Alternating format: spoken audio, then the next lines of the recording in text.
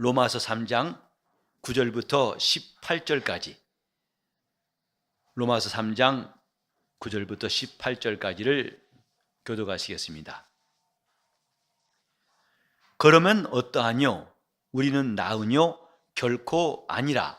유대인이나 헬라인이나 다 죄 아래에 있다고 우리가 이미 선언하였느니라. 기록한 바 의인은 없나니 하나도 없으며 깨닫는 자도 없고 하나님을 찾는 자도 없고 다 치우쳐 한 가지로 무익하게 되고 선을 행하는 자는 없나니 하나도 없도다. 저희 목구멍은 열린 무덤이요 그 혀로는 속임을 베풀며 그 입술에는 독사의 독이 있고 그 입에는 저주와 악독이 가득하고 그 발은 피 흘리는데 빠른지라. 파멸과 고생이 그 길에 있어 평강의 길을 알지 못하였고 저희 눈앞에 하나님을 두려워함이 없느니라 함과 같으니라. 아멘.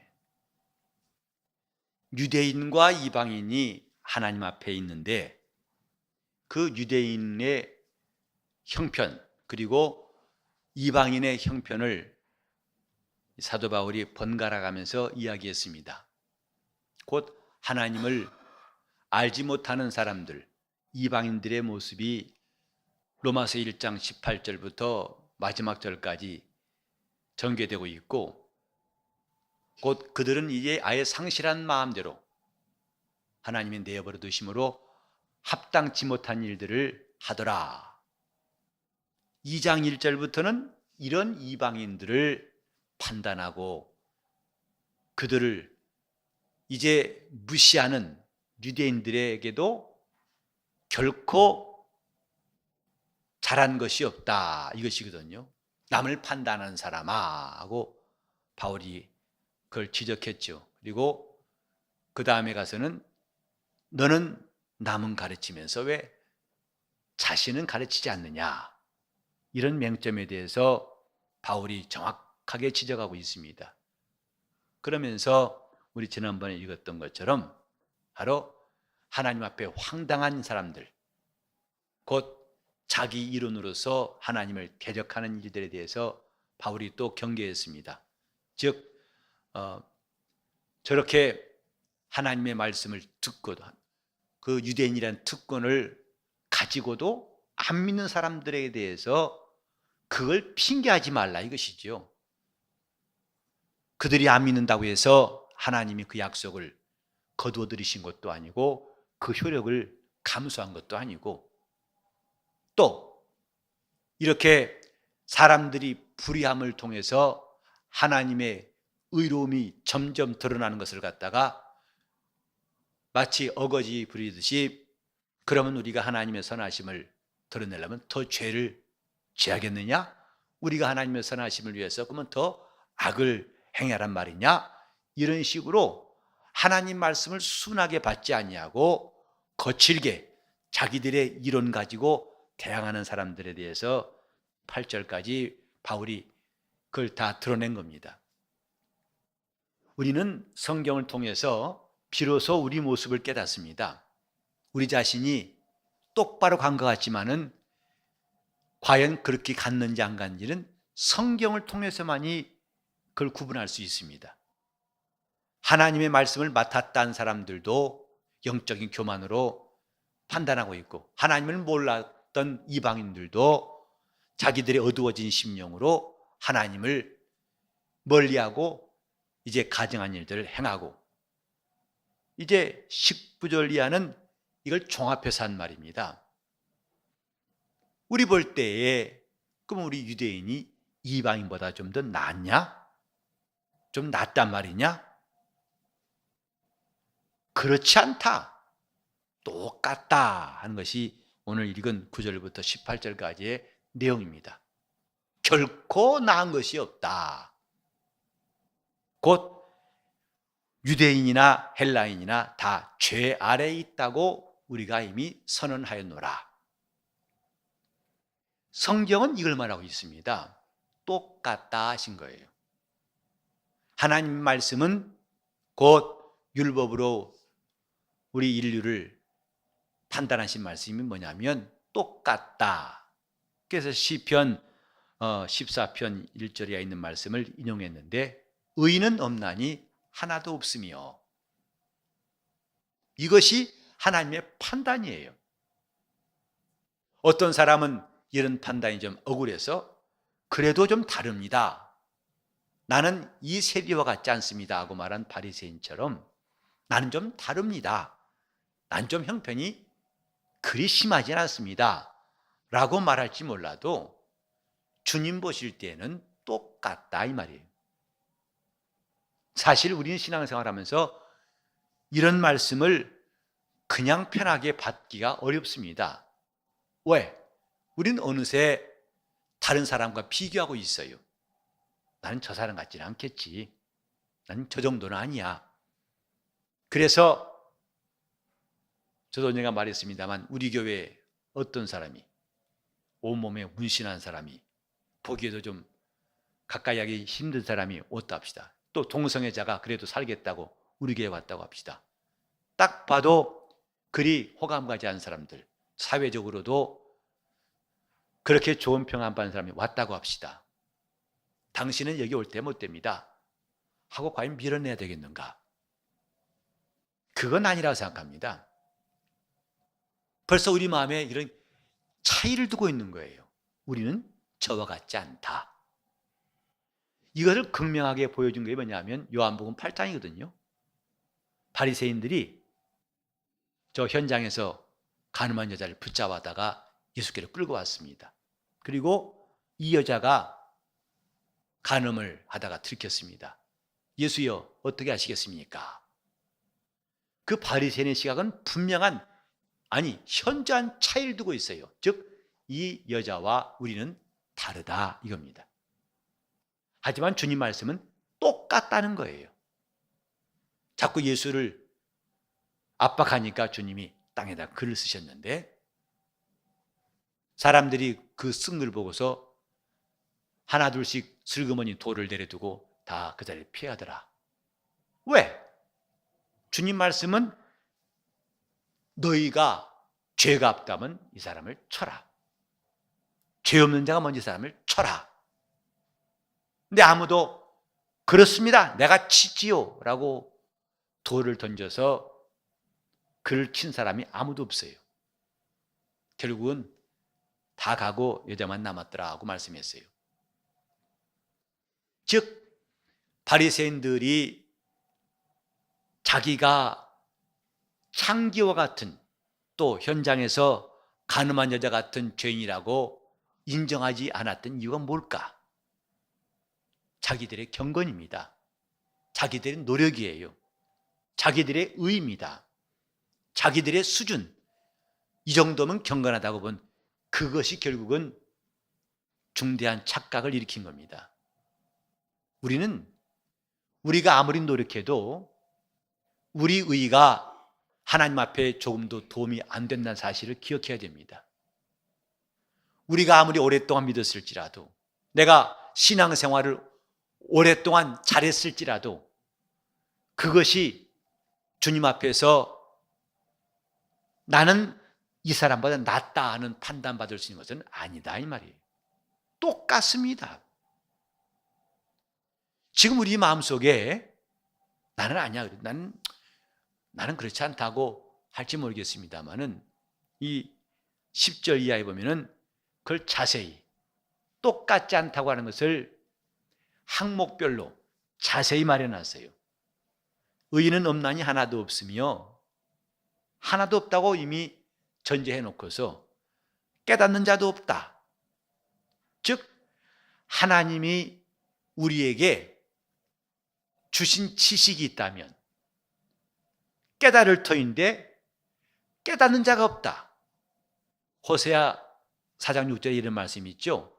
내 백성이 지식이 없으면 망한도다 했어요. 저 서기관들은 지식의 열쇠를 쥐고 있다고 생각했습니다. 이것은 우리의 특권이고 우리 가진 대단한 권리다. 그래서 그들이 판단하는 것 자체가 최종 판결이 돼가지고 권위가 있었습니다마는, 그러나 그 지식을 들고 있었지만은, 열쇠를 쥐고 있었지만은 그 지식을 깨달았다면 그들은 예수 앞에 와서 그렇게 행할 수가 없었을 것입니다. 깨닫는 자도 없고 이런 지식의 타락, 이것이 결국은 죄짓게 만드는 겁니다.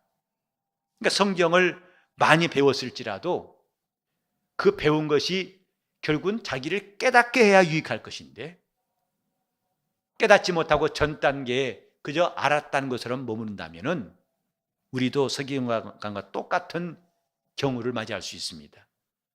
깨닫는 자도 없고 말씀을 제대로 알았다면 내가 주 앞에 나와서 자랑할 것이 없다는 것을 항상 느낄 거예요.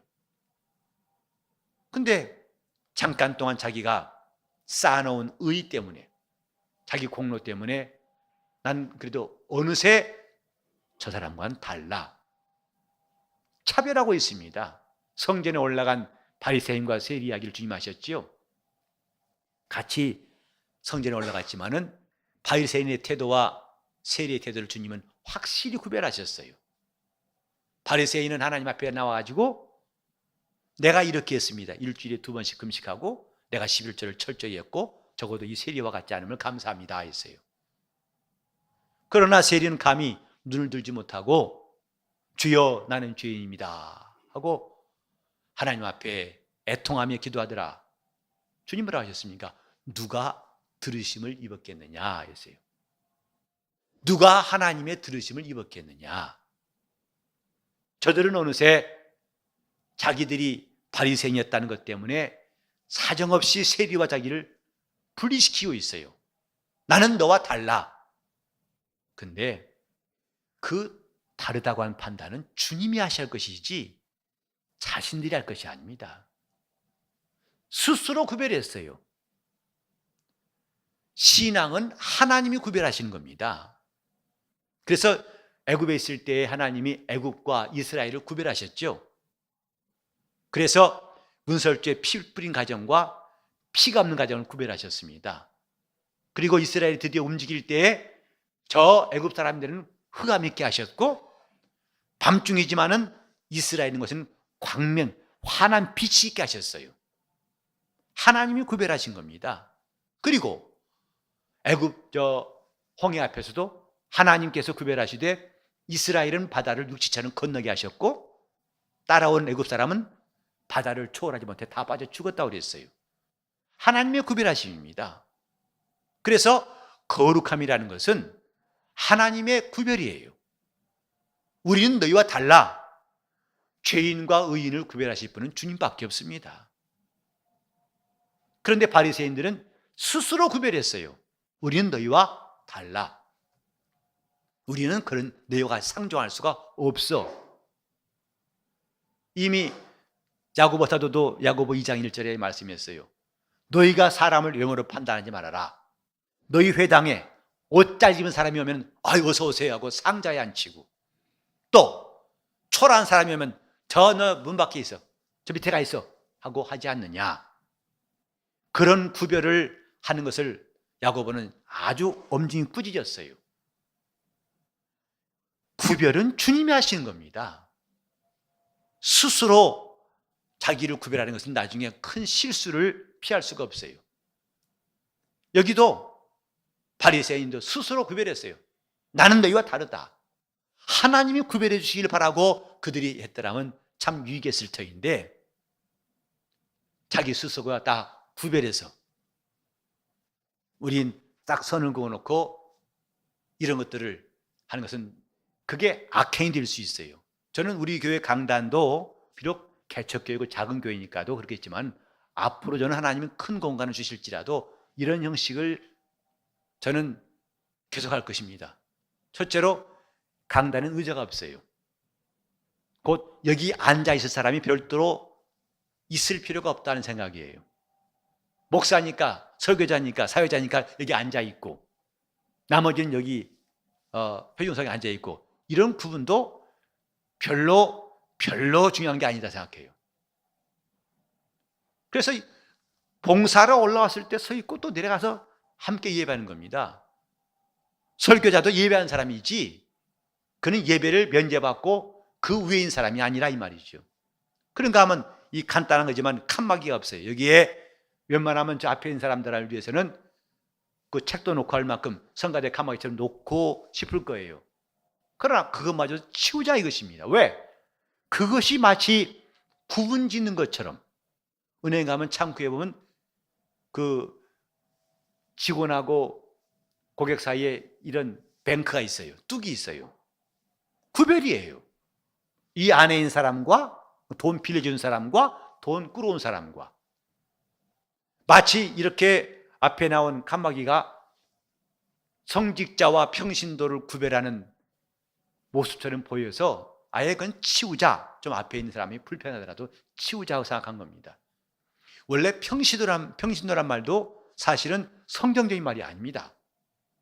성경은 성직자와 평신도를 나눈 적이 없어요.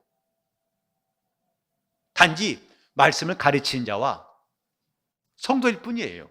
평신도란 말은 성직자에 대한 상대어입니다.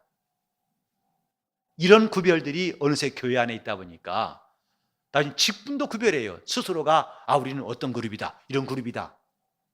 저는 그런 것을 별로 반갑게 생각하지 않습니다. 이제 우리 교회 안수 집사들이 다 또 세워지고 있는데, 저는 그래서 마치 안수 집사 모임 별도로 두고 저는 가급적이면 그렇게 안 하려고 그래요. 하나님께서 지금 우리에게 주신 은혜는 차별이 없고, 다만 그분이 구별하시는 것만 우리는 따를 뿐이에요. 하나님 나라는 그분이 지배하시고, 그분이 거느리시고, 그분이 구별하시는 겁니다. 자기 스스로가 어떤 의가 있다고 해서 구별하는 것은 자기 영혼에 올문을 넣는 것과 똑같아요. 그러니까 그렇게 많은 지식을 갖고 있지만 벌써 서기관들은 그 지식이 뚝이 되었어요. 저 유대인들과 자기와 뚝. 그게 권위가 돼가지고 어느새 유대인의 지배 계층, 다스리는 계층이 되어버렸어요. 지식이 있으면 깨달아야 됩니다. 지식은 돈이 있으면 써야 되죠. 은혜 받았으면 은혜를 누려야 되죠. 지식이 있으면 깨달아야 된다 이 말이에요.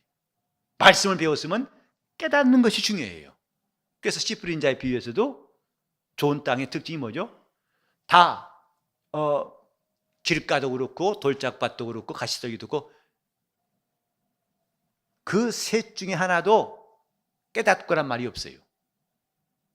그러나 좋은 땅만은 깨달아서 인내로 결실한 자니, 말씀을 깨닫는 자니, 오직 좋은 땅만 그 말씀을 듣고 깨달아서 인내로 결실했다고 말씀했습니다.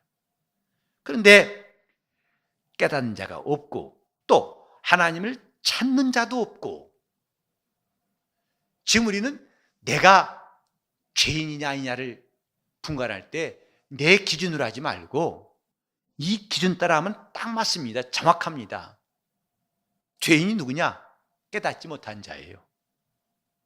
죄인이 누구냐? 하나님을 찾지 않는 자입니다. 그러니까 우리가 아무리 나는 죄인이 아니라고 주장할지라도 하나님을 찾지 않냐면 이 사람은 자기 말 자체가 의미가 없어요. 죄인인 줄 깨달을 때 우리는 하나님을 찾습니다. 영적 생활은 그분을 찾는 거예요. 그러니까 말로만 죄인이라는 게 무슨 의미가 있는가? 자기가 와서 주여 나는 죄인입니다 하지만 찾질 않아요. 그분을 만나려 하지 않습니다. 또 세 번째로 다 치우쳐 한 가지로 무익하게 되고 하나님 앞에 쓸모가 없다 이 말이에요. 그 사람도 쓸모가 없고 그가 아닌도 쓸모가 없어요. 그게 죄인의 모습이에요. 우리가 하나님 앞에서 죄사함 받은 다음부터 사모해야 할 것은 그분에게 유익한 사람 되는 겁니다. 그 말씀을 들을 때에도 들은 말씀이 유익하게 되고, 이제 우리가 죄에서 사함 받은 다음에 우리 신분을 확정짓는 게 뭐냐면 쓸모 있는 사람이 되는 거예요. 그분 앞에서 쓸모 있는 사람. 바리새인들은 참 잘났다고 했지만요, 주님 보시기엔 쓸모가 없어요. 이해하시겠죠? 그들은 스스로 자긍심이 있어요. 우리는 이렇게 하나님의 말씀대로 사는 사람들, 이렇게 뭔가 저 죄인들과는 멀어지려는 사람들이다. 좋아요. 근데 거기서 머물면 안 된다 이 말이에요. 하나님 앞에 쓸모 있는 사람들, 다 치우쳐 한 가지로 무익하게 되고 뭐 하나 쓸 것이 없다 이 말이에요. 뭐 하나 유익한 것이 없어요. 누구한테? 그분 앞에서. 그 사람은 결코 의롭다 할 수가 없는 것이다 이 말이죠. 또 선을 행하는 자는 없나니 하나도 없도다. 바리새인들도 나름대로 선을 행했다고. 특히 사두개인들은 자부심이 있어요. 그래서 예수께 나와서 예수를 비아냥거릴 때도 선한 선생님이여 했어요. 예수님이요, 예수님은 선하신 분입니다. 그 말은 사실은 비꼬는 말이거든요. 자기들이 선하지 예수님은 과연 선하지 않다. 왜? 아니, 선하다면 말로 할 것이 아니라 우리처럼 뭘 줘봐. 그들은 지금 돈이 필요하고 물질이 필요한데 그것을 공급해야 선한 거지 하면서 자기들의 행위를 빗대어 가지고 예수님을 비꼰 거예요. 그러니까 주님 보실 때는 정말 저들이 선한 일을 했다고 보시지 않는 거죠. 그래서 선한 일은 한 분밖에 없다. 따끔한 말씀입니다. 오직 하나님 한 분만 선하시니라. 그 말은 너희는 선하지 않다 하신 주의 말씀이에요. 선을 행하는 자, 그건 하나님 보시기에 선을 행하는 것이지 사람들 볼 때 참 착한 일이고 좀 대단한 분이야, 이것 말하는 것은 아니다 이 말이죠. 그러니까 사두개인들이 선을 행했지만은 주님은 그것을 인정하지 않으셨어요. 그렇게 해놓고 스스로 선하다는 자들을 주님은 선한 이는 오직 한 분밖에 없다고 하셨던 겁니다. 또 이제 13절부터 14절은 입으로 죄 짓는 것이고 15절부터 16절은 그 행동으로 죄 짓는 모습들을 말하고 있는데 저희 목구멍은 열린 부도입니다. 얼마나 그 말이 잔인한지, 말로서 잔인한 일들을 행함으로써 무덤이 덮여져야 더 묻을 데 없을 때는 열린 무덤이에요. 계속 묻어도 그 무덤은 닫히지 않습니다. 그 잔인한 말들로 인해서 사람들을 죽이고 해야 하는 것은 쉬지 않는다 이 말이죠. 그 혀로는 속임을 베풀며 그 사람이 과연 그의 혀로서 정직한 말을 하는 것을 기대하기 어렵다. 여러분 잘 아시다시피 제일 센 거짓말, 나는 한 번도 거짓말한 적이 없다, 그것이 메가톤급이라며요. 최고라면서요. 그 말은 사람들은 거짓말을 안 할 수가 없다는 뜻이겠죠. 바로 여기 보면 그 혀로는 속임을 베풀며 똑바로 말하지 못하거든요. 목사인 저도 제대로 말해야 할 때 말 못해가지고 변명도 하고 거짓말할 때 있어요. 그때 제대로 했다가는 내가 많이 손해볼 것 같아가지고 봤으면서도 못 봤다고 하기도 하고. 그게 사람의 입술입니다. 그 입술에는 독사의 독이 있고 그 입에는 저주와 악독이 가득하다. 정말 말이 얼마나 사람들을 상처를 내고 괴롭히는지, 그 말 하나가 칼로 벤 상처는 금방 아물죠. 그러나 말로 독하게 한 것은 그건 칼로 벤 상처에 몇십 배, 몇백 배에 아물지 아니하고 고통을 준다는 것은 우리는 잘 알고 있어요. 그러니까 기껏 경건하게 해놓고 난 다음에 한바탕 하면은 다 무너진다 이 말이에요. 그가 아무리 경건하게 살아왔다 하지만 아직도 그 입술에는 독사의 독이 있고 그 입에는 저주와 악독이 있다. 이 시편 14편에 나온 말씀이에요. 그리고 그 발은 피 흘리는 데 빠른지라 파멸과 고생이 그 길에 있어 평강의 길을 알지 못하였다. 부지런히 죄 짓는 일을 하고 있다 이 말이죠. 우리는 지금 하나님 앞에서 내가 죄인이라고 한 고백이 저 예수 처음 믿을 때에 그때는 좀 많이 했어요. 그러나 점점점 믿다 보면 그런 고백이 안 나옵니다. 즉 회개가 점점 줄어요. 그리고 그것은 자연스럽게 생각합니다. 예수를 오래 믿으면 죄를 안 짓는다. 그 말을 선뜻 용납하기 어렵죠? 우리를 돌아봐도 그렇게 말하기 쉽지 않습니다. 오히려 차라리 예수를 처음 믿을 때보다도 점점 더 죄를 많이 짓는다 생각해요. 근데 회개는 점점 줄어요. 그것이 바로 영적 생활이 각질화되는 현상, 원인입니다. 여러분, 이제 겨울철 다가왔는데 종종 보면 이 발 뒤꿈치가 딱딱해져가지고 갈라지고, 요즘엔 많은 문화생활을 하니까 발로 잘 씻고 또 바셀린도 바르니까 그런데, 우리 어렸을 땐 아주 발 뒤꿈치 튼 것이 겨울마다 행사였어요. 이렇게 쩍쩍 갈라 피가 나오고.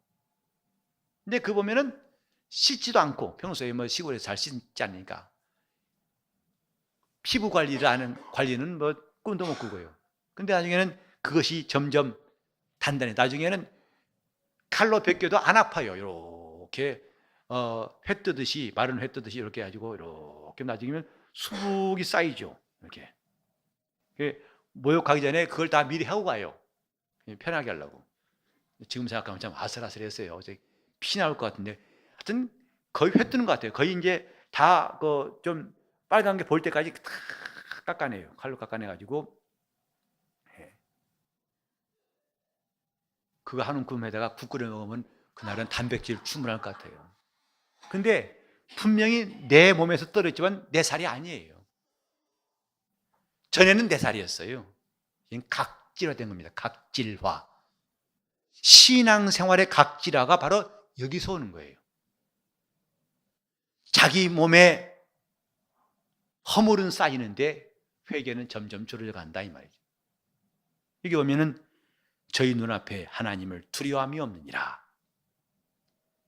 정말 내가 죄인이라고 인정한다면 하나님을 두려워할 터인데, 정작 우리는 환경을 두려워합니다. 사람을 두려워하고 갑작스러운 어려움을 두려워합니다.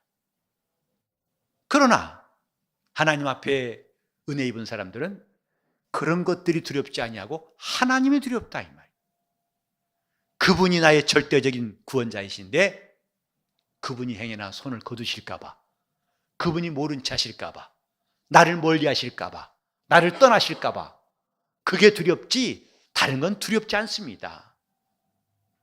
요컨대 지금 10절부터 18절까지 쭉 열거한 것은 우리가 지금 하나님 앞에서 결코 나은 것이 없다는 것, 유대인이나 헬라인이나 다 죄 아래에 있다는 것을 선언하게 된 근거를 말하는 것입니다. 우리는 영적 생활에 대해서 많이 관심이 있어요. 어떻게 하면 영적 생활을 잘할 것인가에 대해 다 관심이 있습니다. 근데 많은 사람들이 영적 생활을 말하면서 찬송은 열심히 해요. 또 기도도 나는 열심히 해요. 근데 회개를 등한시하고 있어요. 하지만 회개는 영적 생활의 필수 과정입니다. 왜냐하면 주님은 이 땅에 죄인을 만나러 오신 분이에요. 영적 생활은 그분을 만나고 그분과 사귄 것이라 할 때에 주님이 찾고자 하는 사람은 의인이 아니고 죄인입니다.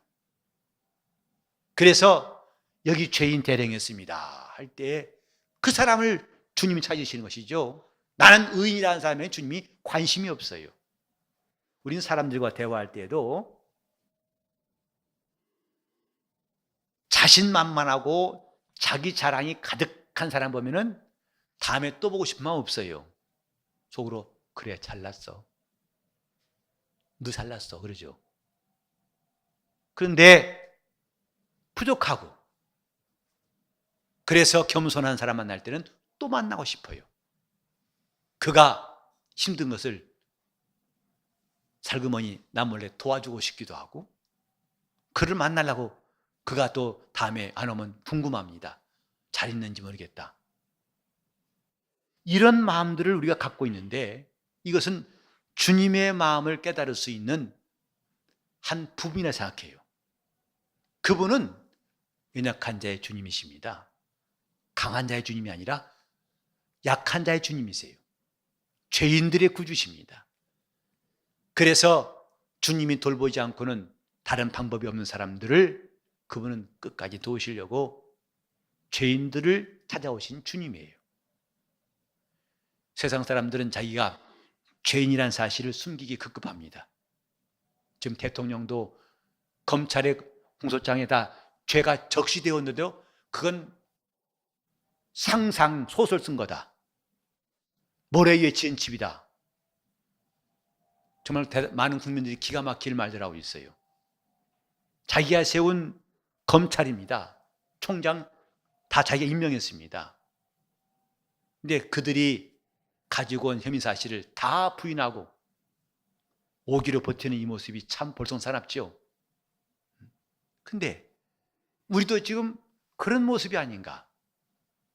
주님 앞에서 나는 아닙니다. 나는 그래도 저 여자는 다르고 저 사람은 다릅니다. 나는 주님께서 좀 달리 봐주세요.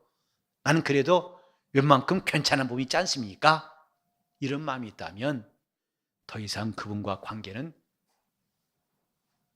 좋아지지 않습니다. 각질화가 더 진행될 뿐이지 거기서 더 좋은 결과는 기대하기 어렵다 이 말이죠. 주님 말씀은 죄인들하오라 하시는 거예요. 주님은 내가 예수 믿은 지 30년, 40년, 50년 됐을지라도 저 세리마냥 감히 고개를 들지 못하고 주여 나를 불쌍히 여기소서 하고 그분께 은혜를 구하는 자에게 그분의 자비와 긍휼은 오늘도 계속되고 있습니다. 누가 그분의 은혜를 입을 것인가? 누가 그분의 도우심 바랄 것인가? 우리는 이 시간에 기도할 때에 정말 내 영혼이 각질화되는 현상을 일생 동안 경계하면서 영적 생활이 각질화되지 아니하고 날마다 그분의 은혜로 마치 어린아이 피부처럼 뽀송뽀송하고 부드럽고 아주 탄력이 있는 어린아이 피부처럼 우리 영적 생활이 탄력이 있고 생명이 있도록 주여 내 영혼이 주 앞에서 은혜를 입고 긍휼하심을 입을 수 있도록 결코 나는 저 사람과 다를 바가 없다는 사실을 날마다 시인할 수 있도록 통성으로 기도하시겠습니다. 하나님 아버지, 우리가 주 앞에서 어떤 자인가를 우리 주님 앞에서 발견하게 도와주셔서 스스로가 의롭다함을 면하게 도와주시고 스스로 다른 사람과 차별하는 어리석음을 일생 동안 경계하게 도와주시옵시고 남의 눈에 티는 보고 자기 눈에 들보는 깨닫지 못하는 어리석음을 일생 동안 물리칠 수 있도록 거룩한 성도가 되게 하여 주시옵소서. 하나님 아버지, 우리 영적 생활이 주님 앞에서 하나도 무익한 것이 없이 다 유익한 것만 채워지게 도와주시옵시고 주님 보실 때에 유익한 사람들, 그래서 주님께서 우리 약함을 통해서 강하심을 드러내시는 영적 생활을 일생 동안 잘하도록 붙잡아 주시옵소서. 하나님 아버지, 우리 마음이 주를 향하여 다름박질하게 도와주시고 우리 마음의 묵상과 우리 입의 말들이 주 앞에 날마다 연락하는 주님과의 사귐이 있고 교통함이 있는 거룩한 성도의 삶, 경건의 모양과 함께 경건의 능력도 우리에게 있도록 성령께서 인도하여 주시옵소서. 날이 갈수록 어린 나이를 벗어버리고 장성한 자의 분량에 이룰 수 있도록 우리를 가르치시고 이끌어 주시옵소서. 주께 나오는 시간이 얼마나 기쁘고 감사하며 귀한 시간인 줄을 더욱더 실감하게 하사 우리 주께 나와 그분을 가까이함이 복이라고 한 시편 기자의 고백이 우리의 고백되게 도와 주셔서 주님을 가까이함으로 더 큰 복이 임하도록 인도하여 주시옵소서. 예수 이름 받들어 기도를 이옵나이다.